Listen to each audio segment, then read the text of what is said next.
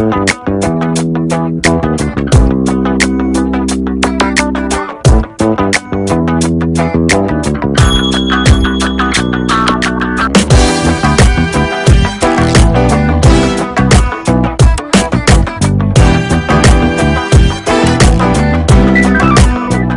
taux de croissance démographique du Cameroun montre que c'est tous les 25 ans qu'il y a doublement de la population.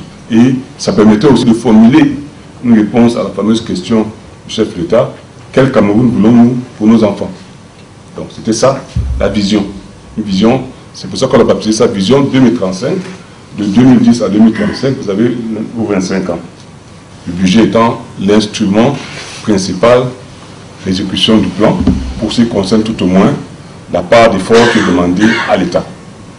Le plan tel qu'on le voit aujourd'hui, bien entendu, n'est pas un plan impératif. D'ailleurs, le Cameroun n'a jamais eu de plan véritablement impératif. C'est un plan indicatif, je dirais même incitatif, dans lequel l'État joue sa part et l'État fournit sa part d'effort, mais il attend des partenaires, des autres acteurs, leur contribution.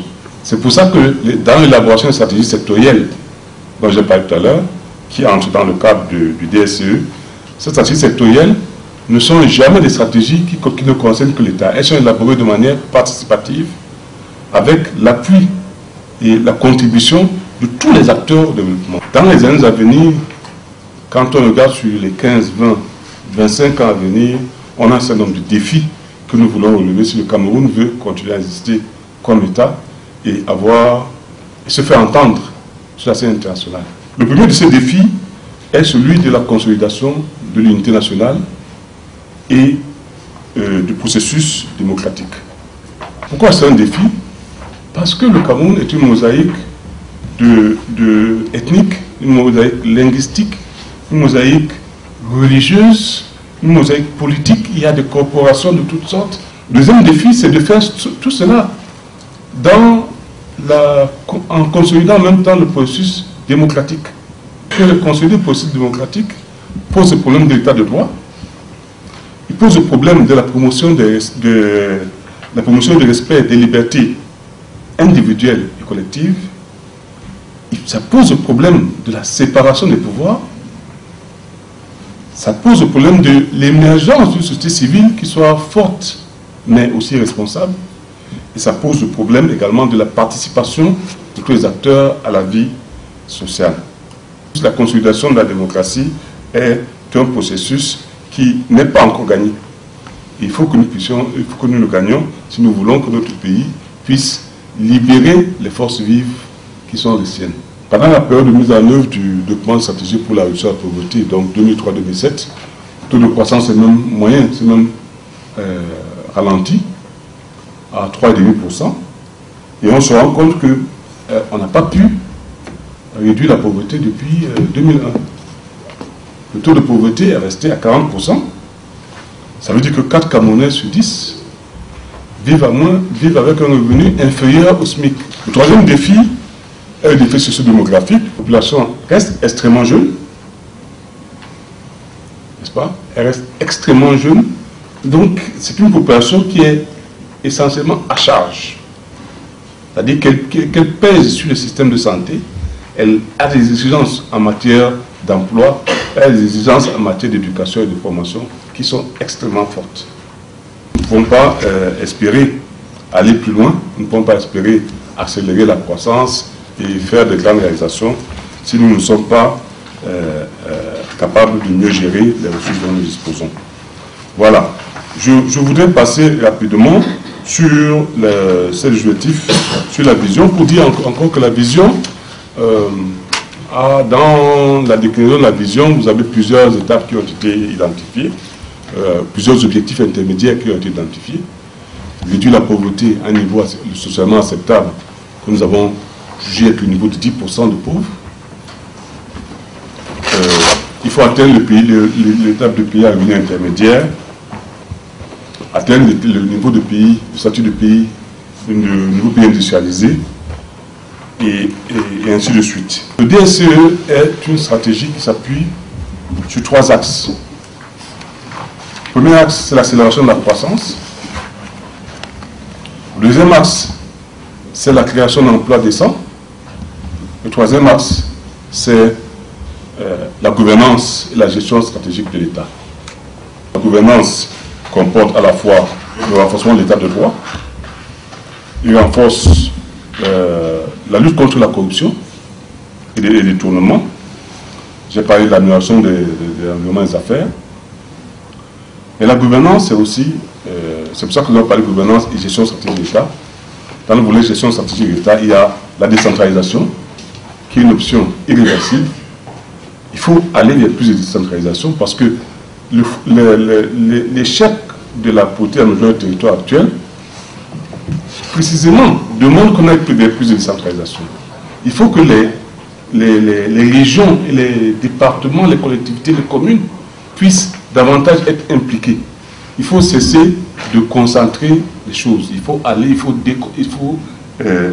décentraliser le pays, faire en sorte que là où on peut créer de l'emploi, dans les régions, il faut créer des emplois. Il ne faut pas croire qu'on peut créer des emplois qu'à Yaoundé ou à Douala.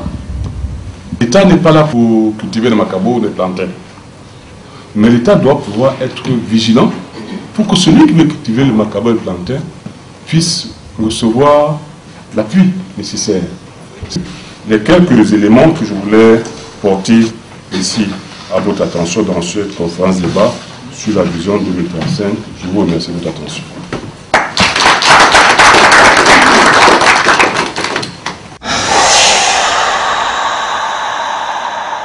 L'évolution que vous avez faite a abouti à la nouvelle approche de la planification prônée dès 2004.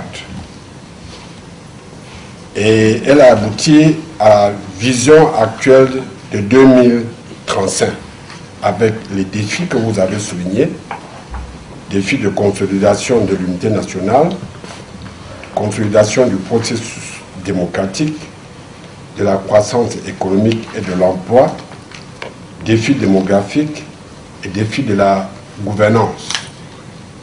Et dans le cadre de la prolongation de cette politique de planification, les objectifs principaux sont la réduction de la pauvreté, faire de sorte que notre pays puisse devenir un pays intermédiaire et un pays émergent.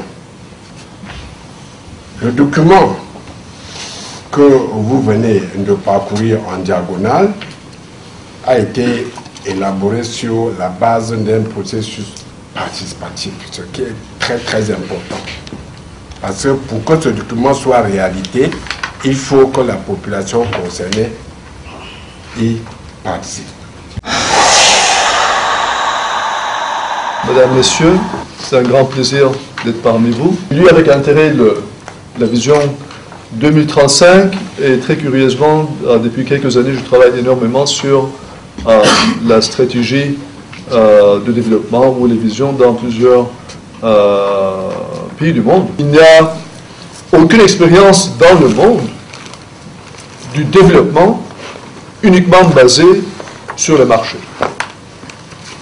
On a besoin, comme l'a très bien expliqué Monsieur le Secrétaire Général, on a besoin à la fois d'un plan, d'une vision, d'un programme pour pouvoir exécuter, mais on a aussi, bien sûr, besoin d'un bon fonctionnement des marchés, puisque nous ne sommes pas dans des économies planifiées centralement, où l'État dispose de tous les moyens de production.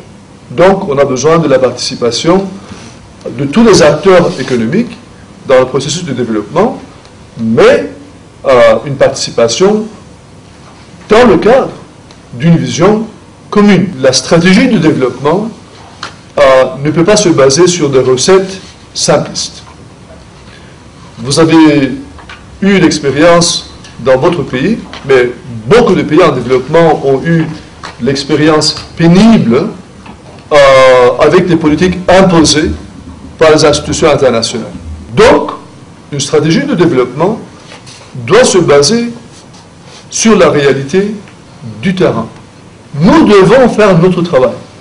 Donc, nous devons nous mettre à l'œuvre pour comprendre les réalités, pour voir quelles sont les défis, et les défis, comme le secrétaire général l'a bien expliqué, sont très nombreux dans tous les domaines, que ce soit économique, social, culturel, politique, pour pouvoir, et puis bien sûr, élaborer une vision, des programmes, des stratégies pour pouvoir relever ces défis. Il n'y a pas de développement si on oublie l'État. Vous pouvez prendre n'importe quelle expérience, ou en Amérique latine, Brésil, ou au Moyen-Orient.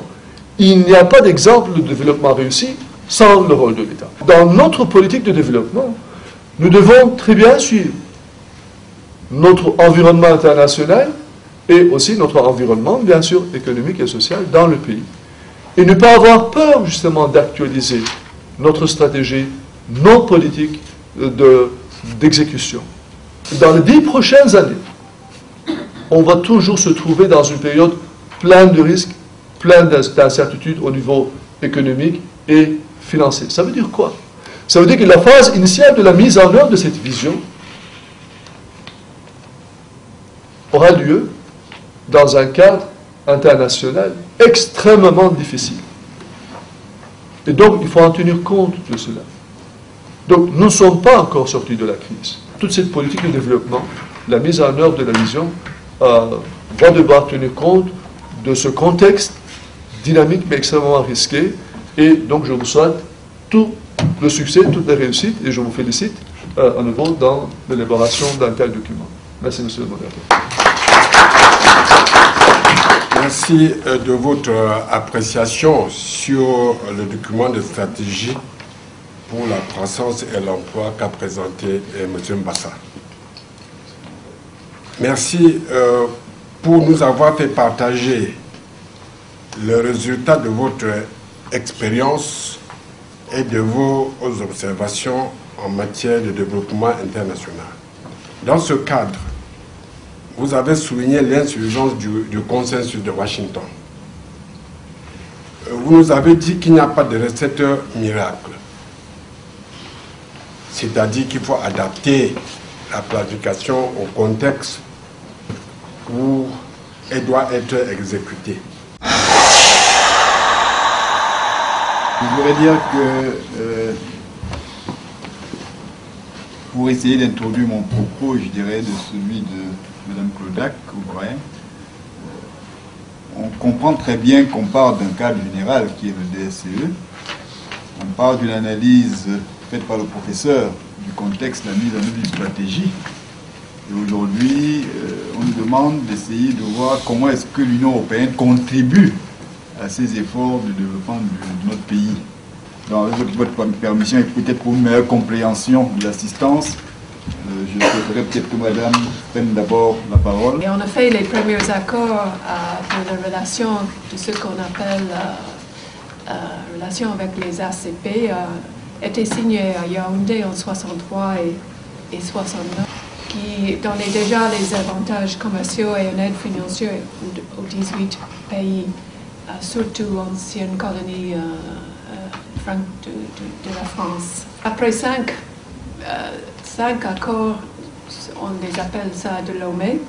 On est maintenant dans l'époque d'un accord de Cotonou conclu en 2000 et qui régit toujours nos relations.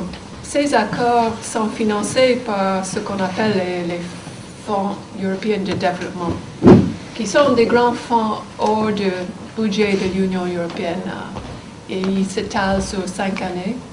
Maintenant, on est à notre 10e fonds FED. Monsieur Goued va vous parler plus en détail de ce que le Cameroun a reçu de ce fonds et d'autres fonds aussi disponibles sous ces traités pour le Cameroun. Mais je peux vous dire, dans les dernières 50 années, c'est presque 1 billion d'euros qui en transfert. Les premières 2 décennies de notre coopération étaient surtout sur la construction des infrastructures sanitaires et éducatives au niveau primaire et secondaire. Et cette année, on a pu constater qu'on a un engagement maintenant de 80% de nos fonds de ce programme, le 10e FED, un montant de 245 millions d'euros. pour ces 6 années, qui est une nette réussite de nos nouvelles structures. Mais nous restons vigilants et en dialogue avec le gouvernement dans le cadre de cet accord de Cotonou. On mène un dialogue politique 2 fois par an avec le gouvernement au niveau du Yaoundé. Et surtout les questions qui continuent de nous préoccuper, les réparations, conditions, les prochaines élections présidentielles, bien sûr, la corruption, la liberté de presse et les conditions dans les prisons.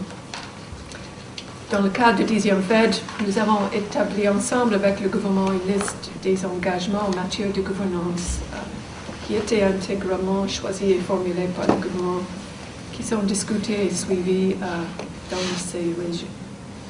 Ces actions restent plus que jamais d'actualité et ont été même précurseurs dans plusieurs domaines. Je vous remercie pour votre attention.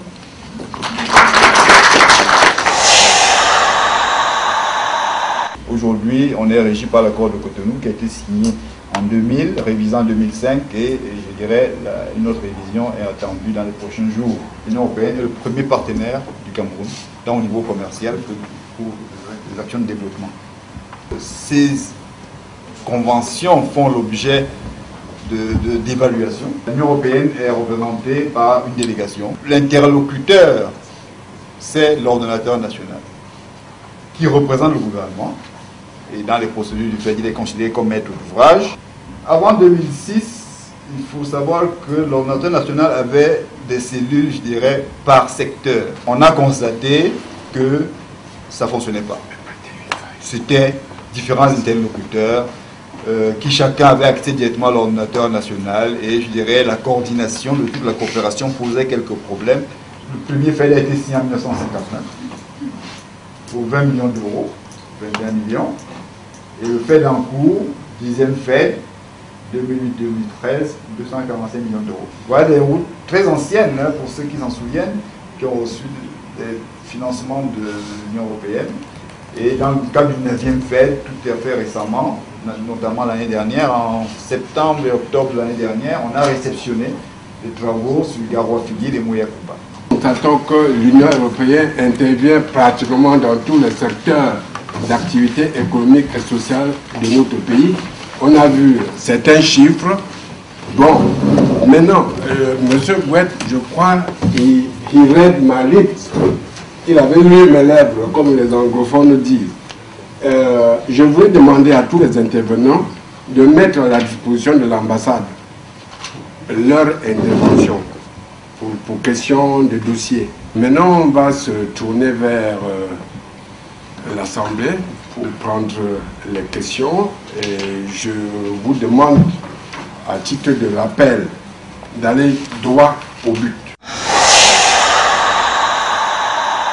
Monsieur Benjamin Djama, mais certains économistes officiels proches du régime disent que le Cameroun sera un pays émergent dans 20 ans.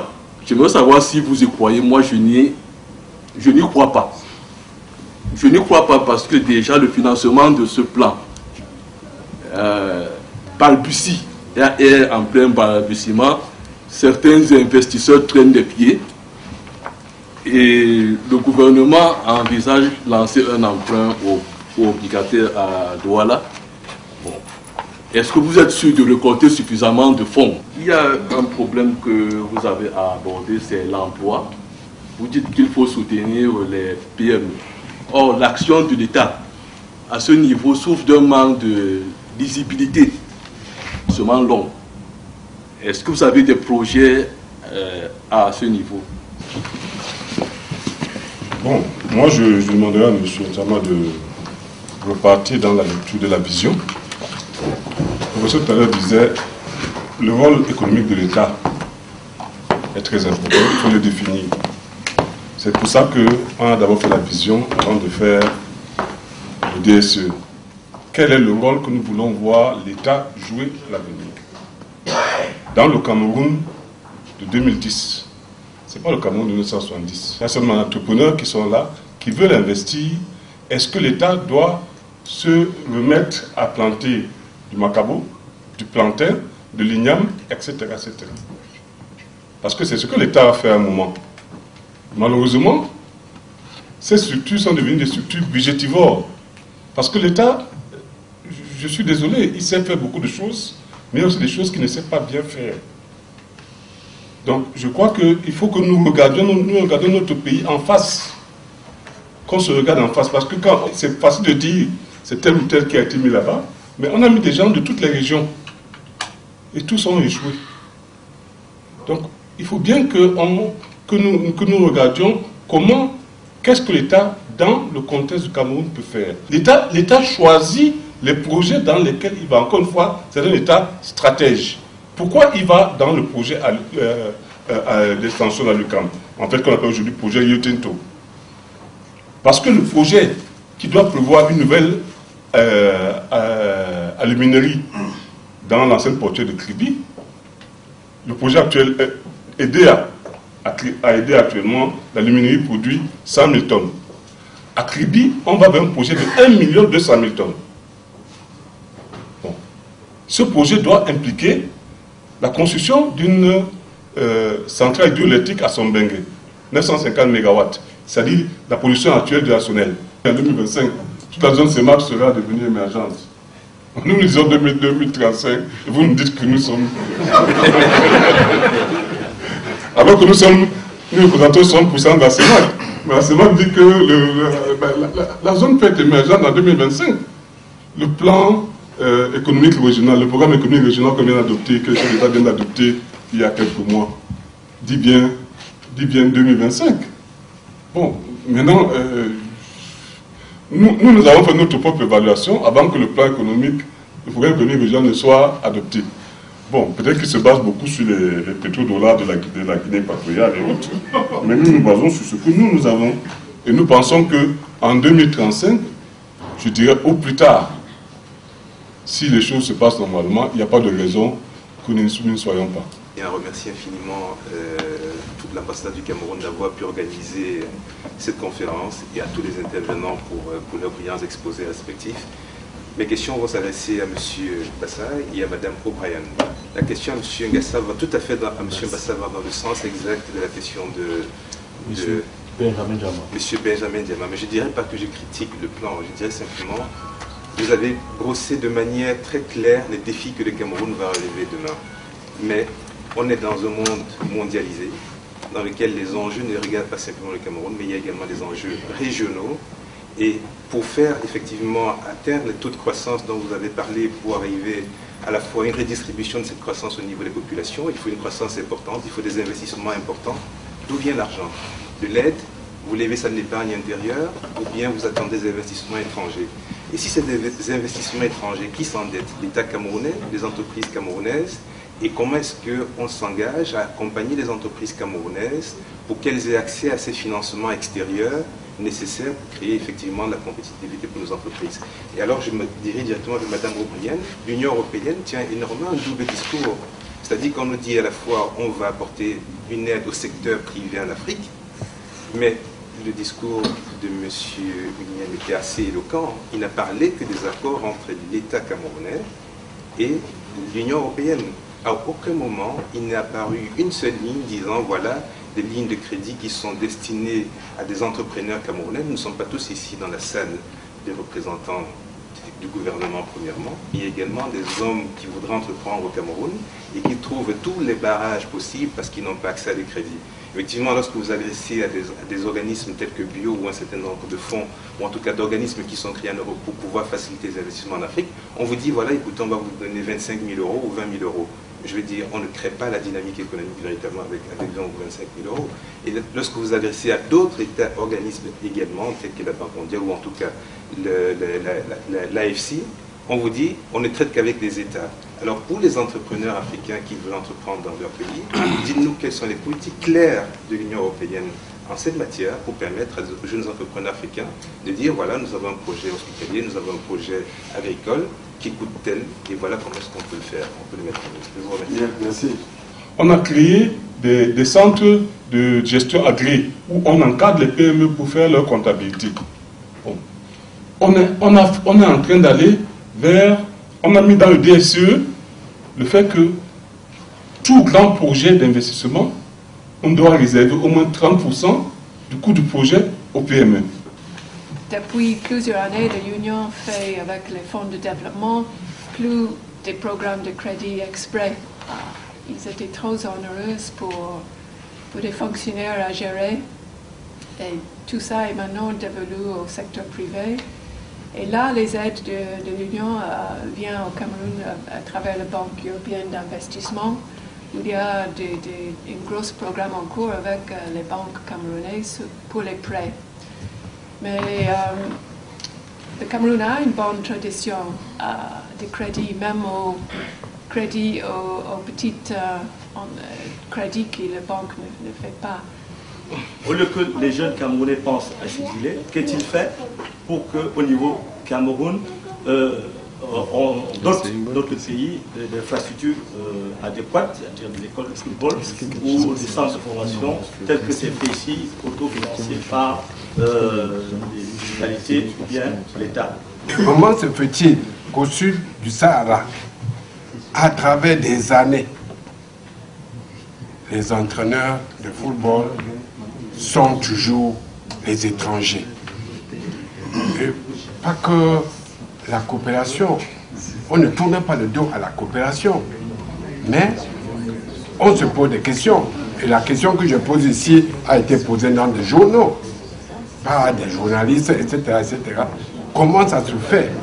Donc, vous pouvez, en répondant à la question de notre frère sur le football, la jeunesse, aussi essayer de voir comment ce que vous pouvez faire pour ça. Donc on a déjà posé les premières pierres pour le stade de Limbe et de Bafoussam, le stade de sport de Limbe et Bafoussam. Les travaux sont en cours. Je crois que c'est sur un financement chinois. Il y a d'autres.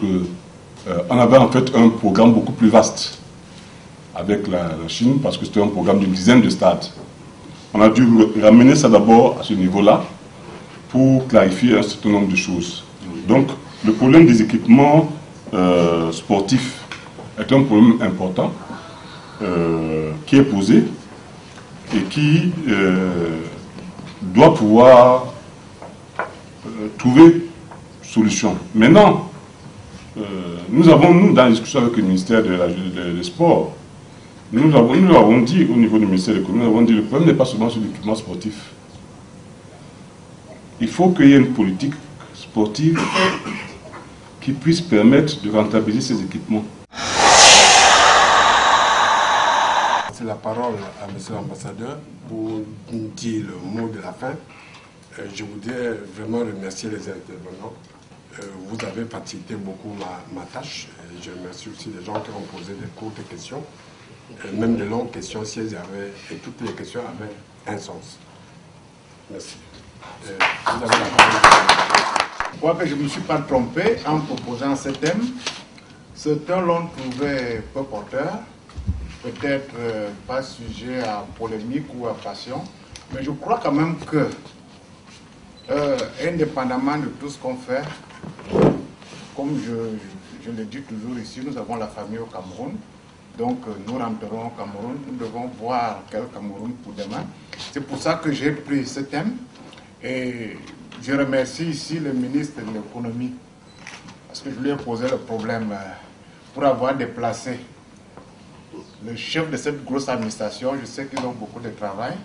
Donc à travers ça, je remercie déjà monsieur le secrétaire général qui a accepté. Ça montre que le sujet, même en tenant compte des questions qui ont été posées, nous intéresse tous. Et ça me fait plaisir de voir que malgré le fait que nous vivions ici, nous pensons au Cameroun. Donc je remercierai quand même comme ça a été fait par le modérateur, tous les participants, le professeur Ali. Bon, monsieur ce que déjà j'ai dit, bon, le modérateur, lui, on se connaît. Madame Oubrian, qui est mon interlocuteur, ça a été une bonne chose de voir un peu comment nos compatriotes réagissent. 80% de nos exportations, nos importations de relations commerciales se passent avec l'Europe. L'Union européenne demeure notre principal partenaire. Donc je remercie vous tous qui avez accepté, compte tenu du thème peut-être qui n'était pas très porteur au départ, mais qui avez accepté passer ces 4 heures avec nous, malgré le long week-end, parce que c'était notre crainte, disant que avec le long week-end, beaucoup auraient préféré aller à la côte ou ailleurs, mais vous aviez accepté de participer à ces débats et c'est aussi un encouragement pour mes collaborateurs et moi pour organiser ce genre de rencontres. Et je le répète encore, nous sommes à votre disposition pour des idées, pour vraiment débattre sereinement sur l'avenir de notre pays. Vous venez donc de lancer les cérémonies marquant d'une part la fête du 20 mai édition 2010 et d'autre part la célébration des cinquantenaires de la réunification et de l'indépendance du Cameroun. Dans quel esprit général vous placez ces célébrations?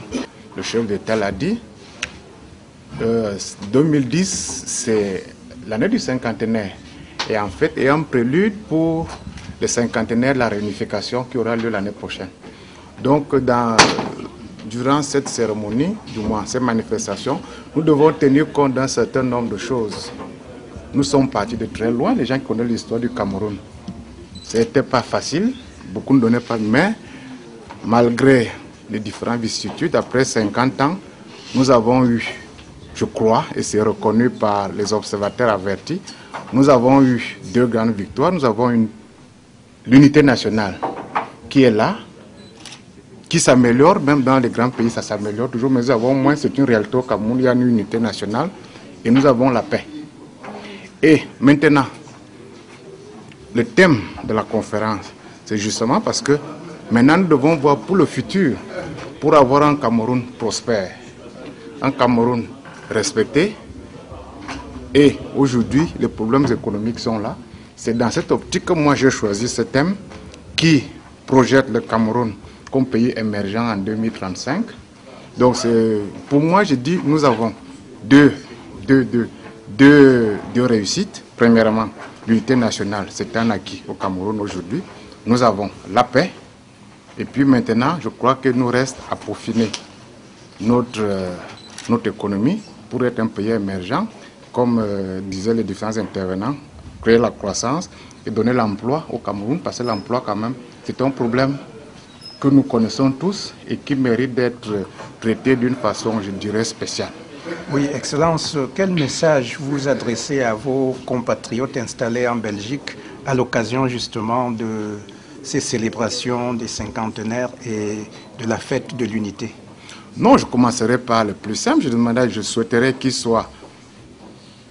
participent le plus massivement possible aux manifestations qui ont été organisées à leur intention. Nous avons une grande soirée culturelle le 22 où on va essayer de faire passer les grandes réalités culturelles du Cameroun. Il y a le tournoi de football. Donc, ce que je dis, c'est une fête. C'est vrai, nous avons un passé où il y a eu pas toujours les choses reluisantes, mais aussi, nous avons pu, malgré ces vicissitudes, bâtir un pays en paix, un pays, on est fiers d'être unis, je l'ai dit, et je reprends encore le chef de l'État qui parle des lions indomptables. Quand les lions indomptables jouent, on voit qu'il y a une osmose, tous les Camerounais se sentent Camerounais. Donc c'est un exemple. Et comme je dis, nous avons l'occasion, pendant cette cérémonie, de nous retrouver, de prouver que nous sommes les gens d'une même maison, peut-être avec des chambres différentes, mais nous appartenons tous à cette maison-là. Oui. Je vous remercie.